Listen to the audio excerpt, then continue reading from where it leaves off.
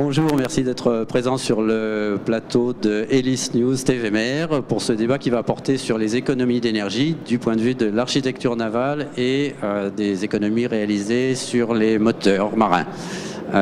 Nous allons accueillir des architectes navals et des spécialistes des moteurs marins qui vont se présenter eux-mêmes. Commençons par Michel Esnault. Bonjour, je m'appelle Michel Esnault, je suis représentant de service chez BRP France et je suis en charge d'un réseau de concessionnaires Evinrude pour la Méditerranée.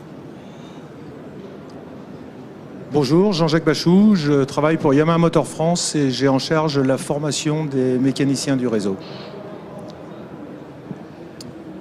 Bon, moi c'est Michel Joubert, je suis architecte naval, voilà, je dessine des bateaux à voile et plein de bateaux à moteur aussi. Donc moi c'est Joël Habert, je suis ingénieur d'application pour Volvo Penta France et je m'occupe donc du développement motonautique avec les chantiers français. Bonjour, Tanguy Lubian, architecte naval et président de 3H. Patrick Tableau, architecte naval et responsable du développement motonautique au chantier Beneteau. Yann Maslow, donc directeur de Lagoon, les catamarans du groupe Beneteau. Les progrès qu'on peut attendre du dessin de carène sur les bateaux, quels sont les problèmes qui se posent. À tout seigneur, tout honneur, je vais donner la parole à Michel Joubert, qui est, on va dire, le plus ancien et le plus expérimenté dans la profession. Je dirais que pour nous, les architectes, il y a quelques contradictions quand même qui sont un peu compliquées à régler. Je vais essayer d'être bref. Quand on fait des bateaux qui ont des vitesses un peu lentes, mettons 15 nœuds, ou au-dessous de 15 nœuds, on a intérêt à faire un bateau plutôt, pour des questions d'économie d'énergie, on a intérêt à faire un bateau plutôt long, plutôt étroit, plutôt léger. Quand on veut faire un bateau commercial, qui n'a pas de problème de place dans les ports, on a intérêt à faire un bateau plutôt court, plutôt large, plutôt lourd. Alors là, c'est des problèmes un peu compliqués à régler. Et quand on fait des bateaux, je dirais rapides, des bateaux qui sont capables de marcher à 30 nœuds, il y a un élément fondamental, c'est le poids. Et quand on essaye de faire un bateau confortable et un peu habitable, on fait un bateau lourd. Donc, dans l'architecture navale, on ne fait que se battre avec des compromis entre les longueurs, les impératifs commerciaux et tout ça. En fait, c'est très compliqué, quoi. Est-ce que Tanguy Lebihan peut donner son avis sur la manière d'aller vite en bateau, si possible en économisant de l'énergie? Déjà, je voudrais revenir sur un point, sur l'évolution de l'architecture navale. Je pense que depuis des années, on a eu de la puissance à disponibilité. C'est-à-dire que si on prend les bateaux du début du siècle, on avait des vieilles machines à vapeur, très peu de puissance, et il fallait sérieusement se gratter la tête pour faire avancer un bateau. Après, sont venues des puissances motrices pas possibles, donc ça devenait un peu plus simple, et quand on parle d'économie d'énergie, on a un peu oublié un peu la chose. C'est-à-dire qu'on faire avancer un bateau à 40 nœuds en mettant 300 ou 400 chevaux derrière, c'est pas extrêmement compliqué. Maintenant, la difficulté, ça va être de faire avancer un bateau à une vitesse correcte pour que ça puisse justement plaire à un grand nombre d'utilisateurs. Michel Joubert parlait de compromis, et tout ça en économisant le plus d'énergie possible. Donc pour cela, on va pas avoir 36 000 solutions. Il va falloir travailler énormément sur les dessins de carènes et adapter pour moi les carènes aux vitesses d'utilisation des bateaux. C'est-à-dire qu'on va plus être capable de faire un bateut qui va agir sur un range de vitesse énorme, mais on va travailler sur des carènes de bateaux qui vont vraiment s'appliquer à un range infime. Ça va par exemple être des bateaux à déplacement rapide ou déplacement lourd, par exemple, qui vont aller par exemple jusqu'à entre 0 et 15 nœuds, et après des bateaux relativement spécifiques qui vont naviguer entre 15 et 30, puis après d'autres bateaux assez spécifiques qui vont naviguer au-delà de 40 nœuds, quoi. Peut-être faire parler Patrick Tableau, qui lui est précisément dans la grande production, donc il y a des impératifs à la fois de marché, et qui, dans un contexte particulier donné, à savoir le bateau pour Monsieur Tout-le-Monde, essaye d'apporter des réponses, notamment à travers les fameuses carènes à step, c'est-à-dire des carènes qui absorbent de l'air pour alléger le bateau, en quelque sorte. Patrick, dis-moi ce que tu en penses. Ouais. Donc nous, le compromis, donc à 4 ans, à peu près maintenant 5 ans, les motoristes avançaient beaucoup dans les rendements des moteurs. Donc on arrivait à avoir des moteurs, un 300 chevaux il y a 10-15 ans, et maintenant un 300 chevaux, ils ont gagné à peu près 6 à 8% de rendement ou 10%. Donc on s'est dit pourquoi les coques on les ferait pas progresser. Donc on a lancé un gros programme d'essai en bassin de carène. On a fait appel à des hydrodynamiciens, on a travaillé sur tout ce qui est écoulement des carènes, parce qu'on ne pouvait pas passer à 50% d'un coup, donc ça se fait à la longue, il y a beaucoup de recherches. Donc on a avancé et on affine à chaque carène tout ce qu'on peut gagner en petit rendement. On travaille avec Michel aussi sur les développements des gros trollers, donc on a passé des campagnes de bassin de carène sur le troller 52 pour affiner la carène, pour la rendre plus pénétrante. On a travaillé sur les étraves pour gagner du rendement et tous les jours on travaille là-dessus pour progresser sur tout ce qu'on peut faire avancer, évoluer sur les coques. Okay. Est-ce que l'un et l'autre, est-ce que vous pourriez quand même définir les grandes familles de carènes, à savoir les carènes planantes à déplacement et semi-planantes, parce que c'était une des spécialités de Michel, de toute façon pour le grand public. Je pense que c'est à peu près ça, voilà la définition. C'est à peu près les 3 types de carènes, c'est à peu près ce que tu as dit, quoi. Oui, mais qu'appelles-tu une carène semi-planante, par exemple? Je dirais, ça, on met un peu, c'est un peu un fourre-tout la carène semi-planante, quoi. C'est-à-dire que soit on fait un bateau qui se déplace, je dirais, de façon imagée. Une vedette rapide, ça se déplace un peu comme un ski nautique. Une carène pénétrante, ça se déplace un peu comme un bateau de commerce, quoi. Pour les traves qui dépassent, ça rentre dans l'eau, comme tous les bateaux qu'on va marcher. Et puis on essaye de faire des bateaux qui vont au-delà de ce que j'appellerais la vitesse de coque, mais enfin ça devient un peu compliqué, c'est-à-dire que c'est des bateaux qui vont quand même au-delà de la vitesse qu'on voit de tous les bateaux marchands ou autres, sans atteindre les vitesses des coques véritablement planantes, mais surtout avec une caractéristique, c'est que on essaye que ces bateaux restent dans l'eau pour que, au niveau du passage dans la mer, on n'ait pas les problèmes de choc sur les étraves, on n'ait pas le slamming, on n'ait pas tout ça, etc. Alors ça fait souvent des bateaux effectivement assez confortables en mer, capables de vitesse relativement élevée sans être très élevés et avec des consommations assez faibles. C'est certainement une formule assez intéressante. Le problème, c'est que quand on est sur un gros bateau, c'est bien. Quand on est sur un petit bateau, ça fait des bateaux quand même avec des vitesses relativement lentes. Et compte tenu du fait que la plupart des gens utilisent finalement extrêmement peu leur bateau, c'est très difficile de motiver un type en disant on va vous faire une économie de 10, 15 ou 20% de fuel si jamais le mec pendant son été il consomme 150 litres de fuel. Parce que l'économie des 15 litres qu'on va lui faire, il n'en a rien à foutre, quoi. C'est pour ça qu'il faut vachement relativiser tout ça, quoi. Je vais revenir sur la carène semi-planante. Est-ce que tu penses que la carène semi-planante, je pense aux bateaux de croisière du genre troller fabriqué par Beneteau, il y a une économie d'énergie importante sur de la vitesse de croisière qui est de l'ordre de 15 nœuds, 16 nœuds. C'est-à-dire que si effectivement on prend une vraie coque planante, elle va avoir un rendement assez mauvais quand on va l'utiliser dans des vitesses faibles. Mettons des vitesses de 10 nœuds, 11 nœuds, 12 nœuds, elle va avoir un rendement mauvais. Donc effectivement, il va y avoir des traînées de tableau, il va y avoir tout un tas de phénomènes qui vont consommer de la puissance et du carburant. Et c'est vrai qu'à ce moment-là, la coque semi-planante résout une grande partie de ces problèmes-là. Mais la difficulté, c'est que la plupart du temps, nos clients nous demandent des vitesses supérieures à ce qu'on est capable d'obtenir avec une semi-planante. Et c'est là où on retombe dans les difficultés que j'expliquais au début, c'est-à-dire qu'on est tenté de dire il faut faire une coque fine et longue, et pour des impératifs commerciaux, on a intérêt à faire une coque courte et large. Alors on fait avec, quoi. On est toujours bloqué par un problème comme ça, quoi. Donc on subit un peu la demande des impératifs qui sont complètement extérieurs à l'architecture navale, à savoir les places de port, etc. Je veux te dire, l'architecture navale, d'une façon générale, c'est comme ça. Les chalutiers aujourd'hui, ça a des formes abominables. Les chalutiers, c'est des non-sens, la plupart des chalutiers. Seulement, il y a des règles. Alors les chalutiers, ils doivent faire 12 mètres, ils doivent faire je sais pas quoi. Alors tu fais un bateau immonde dans une longueur de 12 mètres, parce que tu peux pas faire autrement. Et il y a des souvent, malheureusement, il y a des gros impératifs comme ça dont on peut pas se débarrasser, quoi.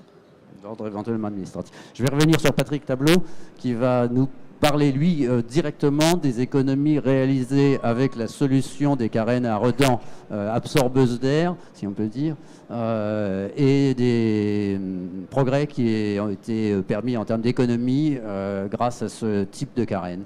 Ouais, mais comme disait Michel, c'est tout un compromis. Donc nous, c'est pour la plaisance. On a fait des bateaux pour la plaisance, pour des vitesses de 25 à 35 nœuds, parce qu'on ne voulait pas aller à 40-45 nœuds. Et sur ces carènes-là, donc on a fait plein d'essais. On sait qu'on gagne à peu près à l'heure actuelle 6%. L'objectif, c'est 10% très bientôt.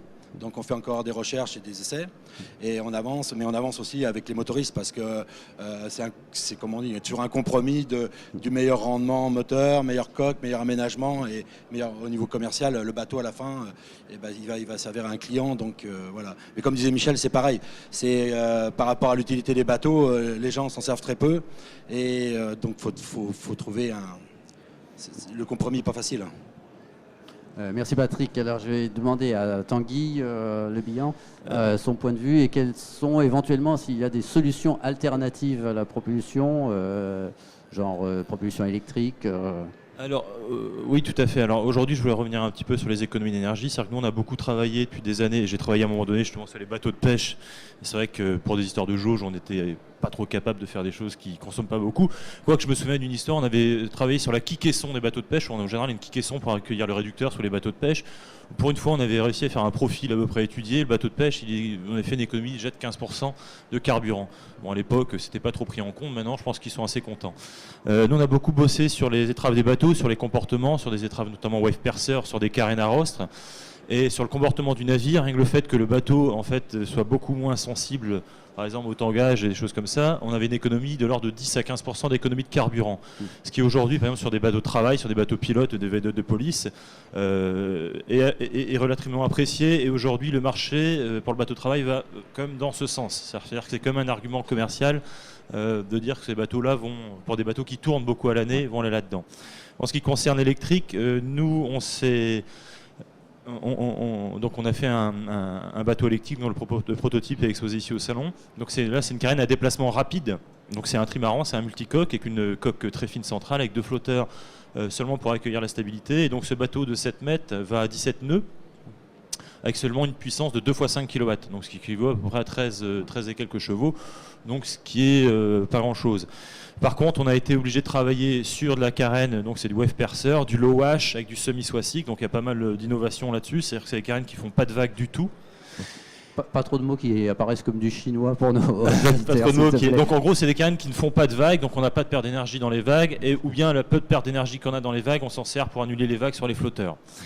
Mais surtout, on a travaillé aussi sur le rendement global en fait, de la machine. On a 2 pods avec des hélices inversées et on arrive à un rendement global de motorisation qui est de l'ordre de 74%, ce qui est relativement énorme. Une carène classique, en général, on va avoir un rendement, et je ne prends pas du réservoir de gasoil à la poussée à l'hélice, mais qui va être de l'ordre plus de 30%, 30 à 40%.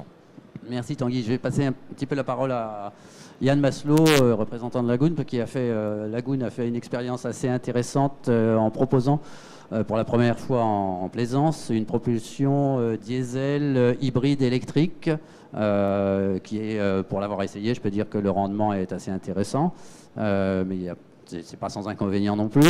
Est-ce que Yann peut nous faire un petit point là-dessus ? Oui, donc on a lancé en septembre 2006 le Lagoon 420, qui est un catamaran de 42 pieds à voile, avec exclusivement une propulsion hybride. Donc le principe, c'est assez simple, 2 moteurs électriques, un pare-coque, un générateur diesel, c'est la seule chose qui consomme de l'énergie à bord, de l'énergie fossile en tout cas. Et on a donc ces moteurs électriques qui, lorsqu'on marche à la voile, on laisse les hélices tourner, les moteurs deviennent alternateurs, chargent et parquent de batterie et donnent de l'énergie au bateau, aussi bien pour le confort à bord que pour avancer plus tard quand le vent aura baissé. Donc on a fait une première série de 70 bateaux qui ont été livrés dans le monde entier. Ça a rencontré un vif succès. Aujourd'hui, avec le recul et l'expérience qu'on a, on continue le développement. On essaie d'améliorer surtout les performances et la vitesse, parce que c'est un petit peu le côté négatif du système. On n'obtient pas les vitesses de pointe qu'on a aujourd'hui avec des moteurs diesel, c'est clair. Il se trouve que... Tout simplement parce qu'on ne développe pas la même puissance. On n'a pas du tout la même puissance. On a développé notre catamaran avec 2 moteurs de 10 kW, donc environ 13-14 chevaux chacun, et en cheval mécanique, Alors que sur ce bateau-là, qu'on propose également aujourd'hui avec des moteurs diesel, on va mettre 2 fois 40 chevaux. Donc forcément, on n'a pas la même puissance. Toutefois, le rendement des moteurs électriques nous permet d'être assez proche du diesel en termes de vitesse de croisière. De croisière, voilà. Ouais. Vitesse de croisière, on est proche. Vitesse de pointe, on est loin du diesel. Est-ce qu'il y aurait une contradiction? Non, sur le diesel électrique, une très bonne solution. Ce qu'il faut savoir, c'est que le moteur électrique propose un couple linéaire disponible directement. Donc on est capable de dimensionner une hélice vraiment sur tout un range de puissance. Alors qu'un moteur diesel classique, en général, on va avoir seulement un pic, en fait, on va avoir le moteur diesel qui va développer le maximum de couple, et c'est là qu'on va pouvoir, entre guillemets, calculer la bonne hélice. C'est ça le gros avantage. En fait, même le moteur électrique ou le moteur diesel électrique, on peut, entre guillemets, sous-dimensionner le moteur diesel électrique pour les mêmes performances. Et c'est ça qui est fantastique dans ce type d'utilisation. Et autre gros avantage du diesel électrique, c'est d'un point de vue confort. Nous, on le fait sur des moteurs yacht à Dubaï en ce moment. C'est-à-dire qu'on est capable de mettre les groupes électrogènes tout à l'avant du bateau et ne pas avoir de nuisance sonore. Et donc, c'est le confort de l'utilisateur là-dessus. Aujourd'hui, je fais vite fait sur l'économie, sur le diesel électrique, sur des bateaux de travail, pour des bateaux qui utilisent souvent ces moteurs diesel, qui font beaucoup, on peut rencontrer une économie de l'ordre de 20 à 25%. C'est le cas, je crois que ça monte jusqu'à 30% sur le Beau-Temps Beaupré, qui est un bateau de la Marine nationale. Et aujourd'hui, tout le monde est très content et ça demande moins de maintenance. Je pense qu'il y a un grand avenir là-dedans. Je te remercie. Ajoutons effectivement, je précise que le diesel électrique n'a pas été inventé pour la plaisance, mais d'abord en marine marchande et je pense au préalable pour les marines nationales. Le paquebot Normandie, c'était un bateau diesel électrique. Ouais, donc, Et puis les sous-marins à la base. Et les sous-marins. Ça nous amène presque directement au moteur et à l'adéquation entre le rapport entre les moteurs eux-mêmes et les bateaux. C'est Joël Habert de Volvo qui va nous dire quels sont les progrès qui ont été réalisés premièrement sur les moteurs dans les dernières années en termes d'économie d'énergie, sur les moteurs eux-mêmes et éventuellement sur les propulsions qui sont liées aux moteurs. Tout à fait, parce que en termes de motorisation, on a exactement les mêmes problèmes qu'ont les architectes. On est confronté aux mêmes soucis, à ces questions de range d'utilisation, de vitesse, etc. Donc on a développé des moteurs maintenant beaucoup plus économiques avec les nouvelles technologies style Common Rail, etc. Toute l'électronique qu'on a embarquée maintenant dans nos moteurs, des nouveaux systèmes d'injection. Ce qui fait qu'on a des moteurs qui ont gagné à peu près entre 8 et 10% de consommation d'énergie, de gasoil, à puissance égale. Par rapport aux moteurs par rapport à ce qu'on avait il y avait, oui, tout à fait 7-8 ans même. Ensuite, on a développé un nouveau système de transmission qui est fait pour des bateaux plutôt planants, donc plutôt dans les vitesses 25-30 nœuds, 35 nœuds, de façon à améliorer le rendement, la propulsion, la poussée dans l'eau pour que les bateaux gagnent un petit peu en vitesse. Précisons qu'il s'agit de la transmission IPS. Du système IPS qui nous permet d'exploiter le système à double hélice contre-rotative, ce qui nous permet de limiter un petit peu la traînée et le frein que procure la motorisation dans l'eau. Et l'orientation horizontale, différents appendices nous permettent de gagner en gros entre 15 et 20% de puissance appliquée à vitesse égale.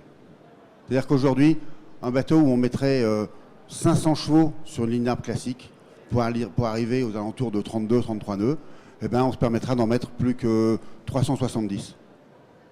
Ce qui est quand même une substantielle belle économie. De plus, ce système est maintenant possible d'être utilisé en double, triple ou quadruple motorisation. Ce qui nous permet d'élargir tout à fait les possibilités de motorisation de ces bateaux dans les vitesses, je dirais, supérieures à 30 nœuds pour le moment. Donc, ça s'applique aux coques planantes, donc a priori quand même des bateaux qui ne restent pas vraiment économiques par leur conception même. Tout à fait. Il se trouve que ça reste encore malgré tout le cœur de marché, le cœur de la demande, en tout cas aux alentours des 30-32 nœuds. Cette demande, c'est une demande commerciale qui existe, et c'est ce que disait Michel tout à l'heure. On est confronté aussi à cette demande, à savoir exactement ce que veut la clientèle, quelle utilisation on veut en faire, etc. C'est un petit peu le même problème pour les moteurs hors bord, je crois. Donc, on a deux spécialistes ici. Jean-Jacques Bachou de chez Yamaha va lui nous dire effectivement quel est le gain qui a été réalisé sur les dernières années dans les derniers moteurs Yamaha par exemple. Est-ce qu'il y a un intérêt à avoir des moteurs 4 temps, 2 temps Est-ce qu'il y a un gain réel de l'un par rapport à l'autre, etc. Oui, bien sûr. Il est certain que le passage aux 4 temps a apporté un grand plus au niveau de la consommation. Consommation qui en fait était une consommation, je dirais, fausse, parce que une partie du carburant que consommait le moteur de temps était rejetée sans être utilisé à l'échappement. Je parle bien évidemment du deux temps carburateur, je ne parle pas du deux temps injection directe, qui est tout autre problème. L'injection directe, et Michel en parlera peut-être mieux que moi. Précisons qu'il s'agit des deux temps qu'on trouvait très généralement il y a encore 10 ans sur tous les bateaux. Voilà, c'est ça. Là, on a pratiquement un gain d'environ 40% en consommation. C'est-à-dire quelque chose de très très important.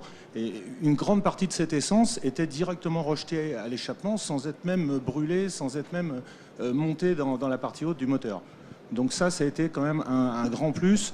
Et bon, le choix de Yamaha, ça a été de développer complètement cette gamme de moteurs 4 temps. Et donc sur l'espace d'une dizaine d'années, on a développé une gamme complète de 2 chevaux 5 à aujourd'hui 350 chevaux. Et donc on a complètement basculé dans le moteur 4 temps. L'économie de carburant par rapport au moteur de la génération précédente est de l'ordre de 30 à 40%. Oh oui, largement, largement.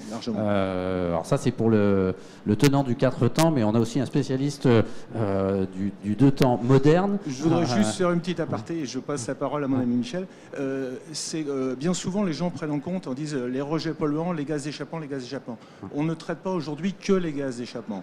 Il faut savoir qu'on a aussi tout un tas de systèmes périphériques qui permettent de gérer les rejets de vapeur d'essence. Ça ne sert à rien de limiter complètement les hydrocarbures ou les huiles au niveau d'échappement si au niveau des mises à l'air libre on continue à balancer de la vapeur d'essence ou de la vapeur d'huile dans l'eau.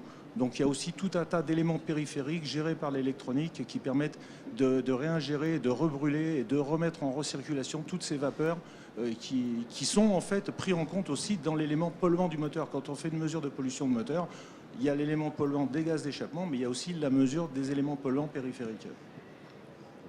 Je vais avoir un contradicteur, la personne de Michel Hesnaut, puisque lui est un spécialiste du deux temps, la marque de hors-bord la plus ancienne du monde, qui a choisi la voie du deux temps moderne. Oui, je crois que maintenant, plus personne n'est dupe de dire qu'un moteur de temps ne peut plus fonctionner. Bon, c'est plus la technologie, ça n'a jamais été la technologie qui disqualifie un moteur dans son fonctionnement, mais plutôt les rejets polluants, le traitement des imbrûlés, le traitement des vapeurs et ainsi de suite. Alors Evinrude, depuis 10 ans maintenant, donc, commercialise et développe des moteurs à injection directe. Effectivement, c'est une base de moteur de temps pour des raisons de couple, de simplicité de fonctionnement, puisque ça nous permet de faire, par exemple, proposer des programmes d'absence d'entretien pendant les 300 premières heures ou les 3 premières années d'utilisation. Mais ça nous a aussi donc certainement de diminuer fortement les consommations, puisque si on les compare par rapport aux anciennes technologies à carburateur, on est au-delà des 50% de réduction de consommation. Un gros avantage aussi chez nous, c'est qu'on n'a pas besoin de tenir compte dans les imbrûlés ou dans le recyclage écologique de toute la masse d'huile moteur qu'il faudrait recycler, transformer en bitume ou je ne sais quoi. Donc tout ce qui rentre dans le moteur est entièrement brûlé et rentre dans le résultat des émissions polluantes. Néanmoins, un moteur de temps, excuse-moi Michel de te poser la question aussi directement, ça consomme de l'huile, en plus de l'essence consommée. Ça consomme de l'huile, comme aussi un 4 temps qui consomme moins mais qui en consomme quand même. Ouais. Et le bilan donc, de polluants de l'huile rentrant dans le moteur fait que donc, on est encore dans les émissions les plus restrictives, EPA, CARB ou la norme européenne. Et donc malgré l'huile qui rentre dans le moteur, on n'a pas plus d'émissions, voire peut-être même parfois moins d'émissions polluantes qu'un moteur classique, un moteur 4 temps. Je te remercie. Alors on va revenir sur l'ensemble architecture et moteur pris en même temps. Est-ce que dans un contexte où l'énergie va devenir de plus en plus chère forcément, et en plaisance ça finit par compter, est-ce que l'avenir c'est pas la lenteur tout simplement? Alors là, je vais vous dire, il y a une réponse extrêmement claire. Hein. Que ce soit un avion, que ce soit une voiture, que ce soit un bateau, la vitesse, ça consomme. Alors le problème, c'est qu'en bagnole, on a réglé le problème. Hein. En avion, visiblement, ça diminue. Et puis en bateau, c'est chacun, quoi, c'est tout. Il n'y a pas de... Oui, il faut faire de la voile. C'est clair, quoi. Faire de la voile, ouais. Il faut faire de la voile. C'est pas évident non plus, parce que la voile de tout... Quand on regarde les consommations de fuel qui sont faites avec les gens qui utilisent des bateaux à voile, On s'aperçoit que la différence avec les bateaux à moteur, quand c'est pas des gros bateaux à moteur rapides, ça va pas très loin. Sur une utilisation normale, hein, j'entends. Oui, Par oui. exemple en Méditerranée, au hasard, quoi. Oui. Mais bon, sur des tours du monde 10, quand même, on est face à des gens qui font beaucoup de voiles et le gasoil, c'est vraiment important. Ils ont des consommations quand même très faibles. Non, mais c'est vrai que quand on regarde les consommations qui sont faites par un type qui a une vedette de croisière, qui va se balader dans une utilisation normale sur l'année, c'est assez étonnant finalement ce que la consommation est faible parce qu'on les utilise peu, quoi. Mais en supposant même une utilisation intensive, je pense au dernier catamaran à moteur de Laurent Bourgnon, donc un spécialiste de la voile, qui s'est fait fabriquer un catamaran à moteur avec un rendement aussi bon que possible pour faire le tour du monde. Un petit peu dans la veine du Santorini, je crois que tu avais déjà dessiné, Michel. Est-ce que c'est une voie d'avenir ? Le problème, c'est que on ne sait pas si c'est une voie d'avenir. On sait comment il faut faire, effectivement, pour faire des bateaux à très faible consommation d'énergie. C'est vrai que Santorini, c'est un bateau qui faisait 20 mètres, avec 2 coques toutes fines, donc le système de vague complètement nul. Il ne restait que de la résistance de frottement. Et le bateau, effectivement, marchait à une vingtaine de nœuds avec des consommations incroyablement faibles.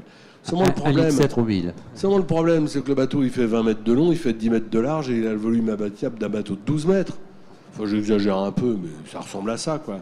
Donc, qui va s'acheter un bateau de cette taille-là pour mettre les aménagements d'un bateau de 12 mètres en payant ça le prix, en plus d'un bateau de 15 au minimum, quoi. Non. Donc, il y a tellement de contradictions que, ouais, on le fait une fois, quoi. Donc tu penses qu'on va encore rester dans le compromis et tant que le public lui-même ne se sera pas assagi? Je pense que les architectes ont une chance quelque part, c'est qu'il y a des types effectivement qui à un moment ou un autre se disent eh bien on va faire le bateau spécial machin et ils viennent nous voir. Alors que dans la bagnole ça n'existe plus, c'est clair. Mais dans le bateau il reste ça et c'est vrai que c'est un côté assez marrant de notre boulot, quoi. On va terminer par un petit point fait par Tanguy Le Bihan et on conclura là-dessus. Merci Michel. Je me souviens d'une discussion avec Jean-Marie Finot qui se posait la question mais pourquoi les gens ont besoin d'aller vite sur l'eau? Est-ce que le luxe aujourd'hui c'est peut-être d'aller lentement sur l'eau? Voilà, il y a peut-être des gens, on peut se faire plaisir en allant à 40-50 nœuds, mais la plupart des gens finalement, pour se faire plaisir sur l'eau, c'est le but c'est d'être sur l'eau. Alors on a qu'à rester longtemps sur l'eau et se promener lentement sur l'eau et tranquillement. Et même si la voile c'est le moyen le plus écologique et le plus économique pour aller d'un point A à un point B, on ne pourra jamais obliger tous les gens à faire de la voile. Ça, c'est clair et net. Et le bateau à moteur a encore de l'avenir. Je pense que tous les compromis, comme disait Michel, on va être obligés de se les prendre dans les dents. Mais j'espère qu'il y aura encore de plus en plus d'hurluberlu pour nous faire des projets qui ne consomment rien du tout et qui puissent nous éclater dans nos boulots de conception, en tout cas. Merci messieurs. Et puis j'espère l'année prochaine pour voir si les progrès ont réellement été faits ou si le public lui-même s'est assagi.